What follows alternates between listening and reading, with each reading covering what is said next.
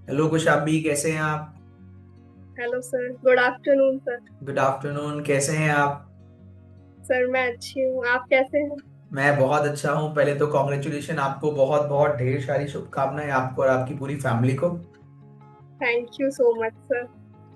तो कुशाबी, पहले तो अपने बारे में बताओ कुछ, जो यहाँ पर इस समय आपको देख रहे हैं कि आप कहाँ से बिलोंग करते हैं, कहाँ आपका सिलेक्शन हुआ, अपनी जर्नी के बारे में कुछ बताओ, कब से आपने स्टार्ट की थी अपनी जर्नी। सर मैं इटावा उत्तर प्रदेश से बिलोंग करती हूँ। और सर मैंने 2022 से अपनी प्रॉपर प्रिपरेशन स्टार्ट की थी। ओके। 21 में भी एग्जाम्स दिए थे तब, लेकिन प्रिपरेशन नहीं थी मेरी उस टाइम। ओके। और सर इस बार मेरा आईबीपीएस क्लर्क भी क्लियर हो गया है, कैनरा बैंक मिला था मुझे, और अभी ये एसबीआई जूनियर एसोसिएट हो गया है। अरे वाह, मतलब आपने 2022 से पढ़ाई प्रॉपर स्टार्ट की है और अभी यस आपका सर। आईबीपीएस क्लर्क भी हो चुका है और इस बार आपका एसबीए क्लर्क भी हो गया है। Yes sir. तो इस जर्नी में आपके लिए पहले तो मुझे बताओ, जब अभी रिजल्ट आया था, इससे पहले वाला भी और ये वाला भी, क्या डिफरेंस लगा? अभी कुछ ज्यादा एक्साइटमेंट थी, कम थी, क्या थी?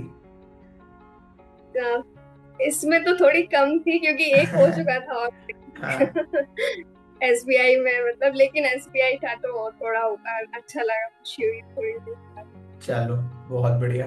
तो मुझे कौशाम्बी आप ये बताओ, जब तैयारी कर रहे थे तो उस फेस में आपको क्या क्या प्रॉब्लम्स फेस करने को आई, जो आपको लगता है, क्योंकि 2022 में तैयारी की होगी तो कुछ गलतियां की होगी, जो आज लगता होगा कि शायद ये गलतियां नहीं होनी चाहिए थी, या मान लेते हैं आपकी फ्रेंड अगर कोई पढ़ना चाहे तो उसको अगर आप बोलोगे तो कैसे गाइड करोगे इस समय उसको, कि कैसे उसको तैयारी करनी चाहिए इस समय? सर मेरा क्वांट्स थोड़ा वीक था तो वही मेरा ओके। एक वीक पॉइंट था। मैं मतलब कितना भी अगर करती थी तब भी हो नहीं पाती थी, कुछ कुछ चीजें स्पीड नहीं बन पाती थी। और मतलब बहुत सारी चीजें ऐसी आते हुए भी हो नहीं पाती थी एग्जाम में। और सर जनरल अवेयरनेस मैंने स्टार्टिंग से नहीं की थी। तो जब मेंस ओके। मेरा प्री क्लियर हो गया तो मुझे आइडिया नहीं था कि मेरा प्री क्लियर हो जाएगा। तो मेरी जनरल अवेयरनेस की बिल्कुल भी प्रिपरेशन ही नहीं थी, मतलब जब मैंने फर्स्ट मेंस दिया था तो। ओके। तो यही मतलब सर बोलना चाहूंगी कि जनरल अवेयरनेस का मतलब स्टार्टिंग से करते ही रहना चाहिए। डे वन से जो भी मतलब प्रिपरेशन स्टार्ट कर रहा है तो जनरल अवेयरनेस को साथ में लेके चले। ओके, एक अच्छा पॉइंट हो सकता है जो बच्चे अभी देख रहे हैं कि प्री के बाद एक्चुअल में आप ये कहना चाह रहे हो कि प्री जब एग्जाम निकल जाता है तो इतना टाइम नहीं होता कि हम सारी चीजों को एक साथ कंबाइन करके पढ़ पाए, है ना? क्योंकि जो सब्जेक्ट आते हैं वो तो चलो ठीक है, लेकिन जी अपने आप में इतना वाइडर है कि उसको कैसे कवर करोगे, कि 4 महीने का करे तो लगता है 6 महीने से आ जाएगा, 6 महीने का करे तो लगता है 8 महीने से आ जाएगा। तो वहां पर इशू आपके लिए ना है, इसलिए पहले से उसको लेके चलो, कि ये रहे कि मतलब वो अंदर से कॉन्फिडेंस आ जाएगा अगर आप पहले से पढ़ रहे हो कि चलो मुझे जीए भी हाँ आता है। और ऊपर से जैसे आपने कहा कि मैथ्स में थोड़ा डर था, तो वो जब हमें किसी सब्जेक्ट से डर लगता है तो वैसे ही उसका ऑटोमेटिकली प्रेशर आ जाता है। तो दो दो सब्जेक्ट का प्रेशर हो गया, एक तो जीए का हो गया और एक क्वांट्स का हो गया।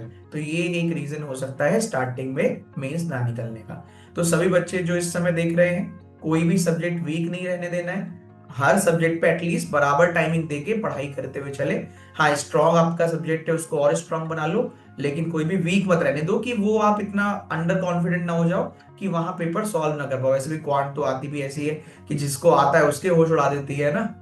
यस। चलिए। तो इस बार अगर मैं बात करूं कि आप रीजनिंग के बारे में अगर मैं पूछूं तो रीजनिंग के लिए आपने कैसे तैयारी की थी? जैसे अभी जो बच्चे पढ़ाई करते हैं तो वो स्टार्टिंग में ऐसे बोलते हैं, मैं सबसे ही क्वेश्चन पूछता हूँ, उनका सिलेक्शन रहता है कि सर पजल में टाइम लग रहा है, सर पजल में टाइम लग रहा है, सर स्पीड नहीं आ रही है। जब बच्चा नया होता है तो ये प्रॉब्लम आती है।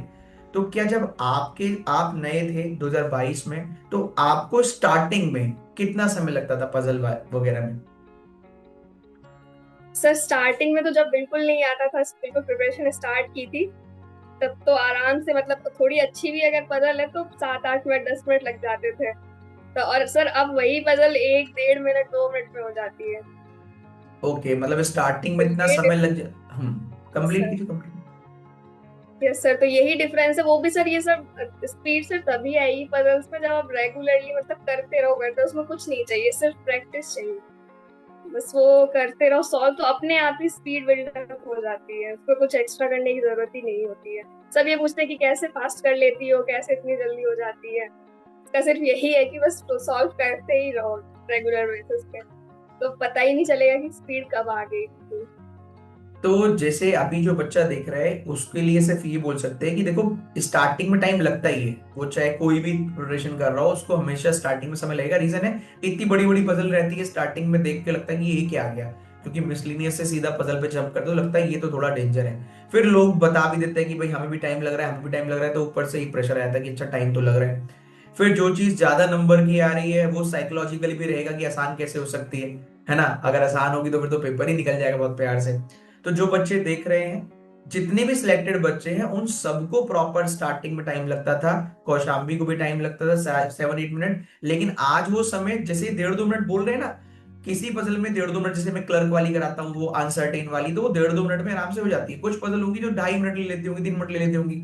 और जब आप लोग भी मेंस तक पहुंच जाओगे, जैसे आज तो ये नौकरी लेके बैठे हैं आईबीपीएस क्लर्क में, तो जब आज आप जिस माइंडसेट से पजल सॉल्व करोगे, उसमें प्रेशर तो कहीं होगा ही नहीं, क्योंकि आप तो पहले से एग्जाम निकाल चुके हो। तो डिफरेंस आ जाता है। तो आज आप इनकी बात सुन के ये मत सोचिएगा कि कैसे सॉल्व हो जाता है 2 मिनट में, वो होगा। एक समय आएगा जब चीजों में आपको कोई टेंशन नहीं रहेगी, आप भी पजल सॉल्व कर पाओगे 2-2.5 मिनट में। मेंस की पजल से डर लगता था कौशाम्बी स्टार्टिंग में। हाँ सर, मेंस की पजल का जो लेंथ रहता है सर, उसको देख के मेन जो डर लगता है वो लगता है, क्योंकि सर बहुत बड़ी पजल होती है। लेकिन अगर मतलब एकदम काम माइंड से उसको बनाएंगे और धीरे धीरे बनाएंगे, मतलब पूरा प्रॉपर पढ़ के, तो सर फिर वो बन जाती है। थोड़ा ओके। सा टाइम अगर लग जाए ज्यादा तो भी कोई दिक्कत नहीं है, लेकिन आराम आराम से अगर उसको बनाओगे वो तभी बन पाएगी। मतलब बहुत ज्यादा अगर भागने की कोशिश की उसमें से टी की तरह, अगर जल्दी जल्दी जल्दी जल्दी, तो शायद सर थोड़ा बहुत मतलब मिस्टेक का चांस हो सकता है मेंस की बदल में। मेंस प्री और मेंस में ये डिफरेंस है कि आपको बहुत ज्यादा हड़बड़ी नहीं करनी कि जल्दी सॉल्व करना है, क्योंकि मेंस में हाँ, जल्दी नहीं, वहां एक्यूरेसी के साथ क्वेश्चन सॉल्व करना है। गुड। तो कौशाम्बी, और मुझे अपने बारे में कुछ बताओ, या अपने सब्जेक्ट के बारे में कुछ बताओ, जो भी आप बताना चाहो। मेरा तो सर फेवरेट रीजनिंग ही था। ओके। और वो भी मैंने फर्स्ट डे से आपसे ही किया है। और सब्जेक्ट्स में मैंने टीचर्स थोड़े चेंज किए, पहले किसी से फिर बाद में किसी से, लेकिन ओके। रीजनिंग स्टार्टिंग से मतलब प्री मेन सब कुछ अभी भी, मतलब अभी भी देख लेती हूँ तो सिर्फ आपका ही देखती हूँ। चलो और बहुत सर बढ़िया। मैंने एक्स्ट्रा कुछ भी नहीं पढ़ा, सिर्फ जो आपने जैसे साइलॉक्स के इनइक्वालिटी के एक एक बार जो बताया था, सिर्फ एक पेज है मेरे पास, उसमें ही सब कुछ लिखा हुआ है। उसके अलावा मेरे पास कोई नोट्स भी नहीं है रीजनिंग के। अगर कोई जैसे मांगता है कि नोट्स दे दो या कुछ दे दो, तो एक दो पेज है जो आपने बेसिक बेसिक कॉन्सेप्ट बताए थे, जो जो फाउंडेशन क्लास रहती है उसमें। उसके अलावा कोई नोट्स कुछ नहीं है मेरे पास ऐसा। मतलब हर टॉपिक का 1-2 पेज में आपने नोट्स बना लिए अपने, और उसी एक में एक ही आप। एक साइलॉक्स का, एक इनइक्वालिटी का, एक अल्फान्यूमेरिक सीरीज का, वो जो आपने फर्स्ट डे बनवाया था, उसके बाद से वो देखने की भी मतलब जरूरत नहीं पड़ी। स्टार्टिंग में जब मतलब स्टार्ट की थी प्रोफेसर तो देख लेते थे थोड़ा बहुत, लेकिन फिर उसके बाद कभी देखने की जरूरत ही नहीं पड़ी। पर वो बस वेरी आपकी गुड। वीडियो से प्रैक्टिस करते रहो, प्रैक्टिस करते रहो। तो वापस, क्योंकि एक बार कॉन्सेप्ट आपने पढ़ लिया तो फिर बार बार तो जरूरत नहीं पड़ती है, हाँ, हाँ कभी नीड लगे तो उसको रिवाइज कर लो। और ये अच्छा पॉइंट है कि आप लोग भी अपने खुद के शॉर्ट नोट्स बना के चलो कि ये सर ने समझाया, ये मुझे ऐसा आ गया और ये ऐसे होगा, कि कभी लगे कि मुझे एक बार देखना है तो उसको देख के ही आप आगे बढ़ सकते हो। ज्यादा पढ़ने की नीड नहीं पड़ेगी, बस बाकी प्रैक्टिस कंटिन्यूस करना है। तो प्रैक्टिस के लिए कौन सी 10 बजे वाली क्लास कर रहे थे कि रिकॉर्डेड करते थे, उसको क्या करते थे? सर कभी कभी लाइव करती, मैं मोस्टली रिकॉर्डिंग ही करती थी मैं। अच्छा, मोस्टली रिकॉर्डेड करते थे, बट चलो। करती मैं सारी क्लासेस थी, मेंस की भी, प्री की भी, जो भी मतलब चलता था और सारे जो अटेंड। टेस्ट होते थे, टेस्ट लाइव टेस्ट जो होते थे अन अकेडमी स्पेशल पर कभी कभी रात को, वो भी रिकॉर्डेड या वो हाँ सर, लाइव? नहीं वो लाइव दे देती थी सर मैं कभी कभी, लेकिन हाँ, ऐसा रेगुलर दे नहीं क्योंकि हो जो पाता था। बच्चे देख रहे हैं कि वो तो एक्चुअल में देखो, वो आपका खैर शेड्यूल रहता है हर बच्चे का पढ़ने का, पर टेस्ट वगैरह मेरे अकॉर्डिंग तो वो वाले टेस्ट तो लाइव देने से बेनिफिट रहता है, रैंक थोड़ा सा पता लग जाता है, और वो थोड़ी कॉन्फिडेंस देके आता है। अगर आप तैयारी कर रहे हो कि 1000-1500 बच्चों में हम लोग कितने नंबर पर आ रहे हैं, वो थोड़ा सा बूस्ट अप कर देता है अगर हमारी तैयारी अच्छी है तो। चलो, वेरी गुड। और कुछ भी कोई इंसिडेंट शेयर करना चाहो कौशाम भी आप, कुछ भी जो आपका मन करे, जो भी आप ऐसा चाहें।